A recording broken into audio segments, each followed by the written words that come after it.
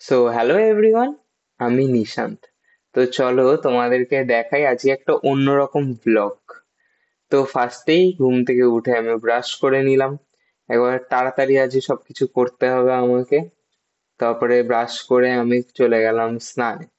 স্নান ফান করে করে নিলাম আগের দিনে যে ব্লগটা, সেটার এডিটিং যেটা ছিল পয়লা বৈশাখ উপলক্ষে। যদি তোমরা না দেখে থাকো তাহলে আমি নিচে কানেক্ট করে দেবো ভিডিওটা, সেটা গিয়ে তোমরা চেক করে নিতে পারো।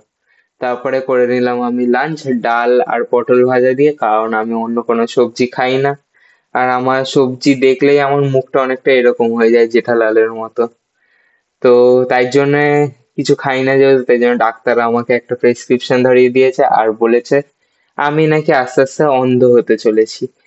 আমি বললাম যে কারোর প্রেমে অন্ধ হতে পারছি না, তাই এইভাবেই অন্ধ হই আর কি। তারপরে বাসে উঠে পড়লাম। বাসে উঠে উইন্ডো সিট পেলাম না। তারপরে অনেক কষ্টে একটা দাদু ওঠার পরে উইন্ডো সিটটা পেলাম, নেমে গেলাম বউবাজার। আর তোমরা যদি আসতে চাও তো সেন্ট্রালে নামতে হবে মেট্রো করে, আর বাসে করে আসলে বউবাজার। তো আসার পরে মা দিল একটা হাঁচি, দিয়ে উদ্বোধন করলো। আর তোমরা এখানে নেমেই দেখতে পারবে অনেক চশমার দোকান, প্রচুর চশমার দোকান। তার মধ্যে থেকে আমরা একটাতে গেলাম, যেটা হচ্ছে এভারেস্ট অপটিক্যালস। আমি ছোটবেলাতে এখানেই চশমা বানাই। কালেকশনস খুব ভালো থাকে এনাদের, তাই জন্য। আর চশমাগুলো ভালো করে। আর তারপরে আমি এক এক করে চশমা ট্রাই করতে থাকি। দোকানে যত চশমা ছিল সবই নামিয়ে দিয়েছিলাম আমি।